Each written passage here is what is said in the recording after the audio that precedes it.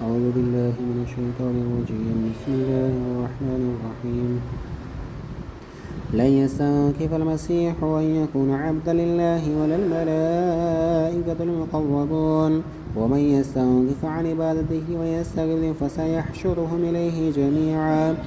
فأما الذين آمنوا وعملوا الصالحات فيوفيهم أجورهم ويزيدهم من فضله، وأما الذين استنكفوا واستكبروا فيعذبهم عذابا أليما ولا يجدون لهم من دون الله وليا ولا نصيرا.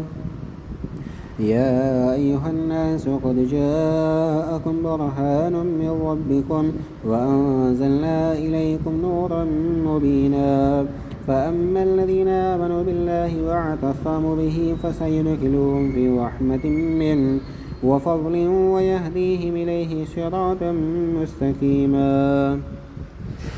يستفتونك قل الله يفتيكم في الكلالة إن امرؤ هلك ليس له ولد وله أخت فلها نصف ما ترك وهو يرثها إن لم يكن لها ولد، فإن كانت اثنتين فلهما الثلثان مما ترك، وإن كانوا إخوة رجالا ونساء فللذكر مثل حظ الأنثيين.